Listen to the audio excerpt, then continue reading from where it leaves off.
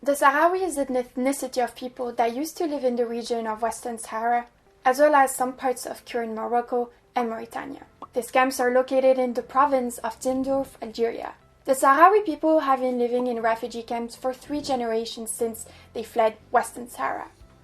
Most of the children, together with their parents, have never been in the territories that they have been claiming back from Morocco since the 70s. The situation raises questions about the rights of children who have been born in these refugee camps. Hello, my name is Victoria, and in this video I will be introducing you to a research process of investigating child's right to live free from any form of violence in the Sahrawi refugee camps. Marieke Hauptmann, a researcher at Maastricht University who is investigating child's rights in different unrecognized states, went to the refugee camps to see what potential child's right might be breached there. After numerous interviews, she concluded that one right might be more likely to be affected: the right to live free from any form of violence.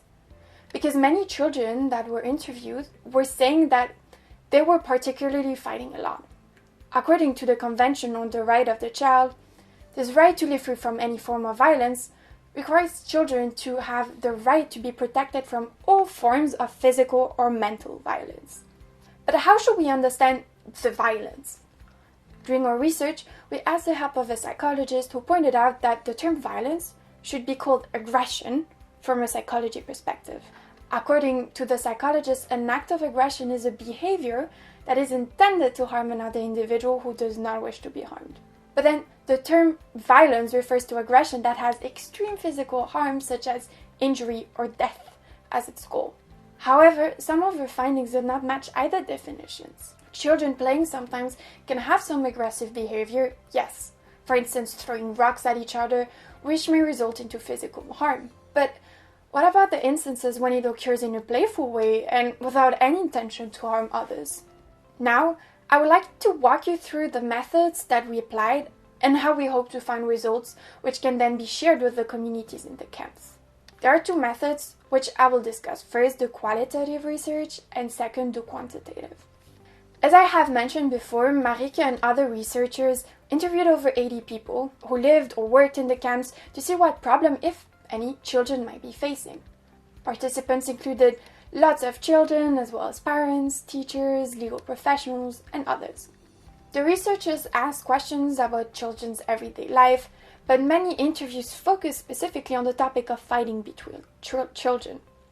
As most of these interviews were recorded orally, we then had to transcribe them to start an analysis. This analysis entailed examining each interview to look for statements that might be relevant for the child's right.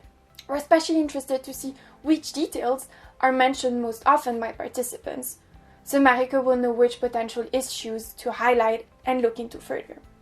Although we haven't finished this step of the process yet, we hope that these qualitative interviews will help us understand the reasons behind any problem that children might have, especially in the context of fighting.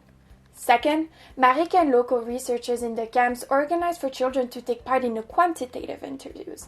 Our survey was based on questions asked by a researcher in a different project on violence between children. The questions focused on whether children experience violence, from whom, and using what method. Children could circle an answer that indicated how often they experienced or witnessed a certain form of violence. Now, we are analyzing these surveys using SPSS, a data analytics tool, to help us understand more about what forms of violence might be happening. We want to use the results of both qualitative and quantitative analysis to point the most accurate picture we can of what is actually happening and ensure that lots of people's voices are heard in the process. Our priority lied in finding the most accurate truth regarding a potential infringement of the right of children to live free from any type of violence.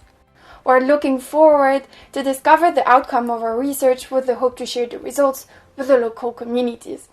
Stay posted for an oncoming paper.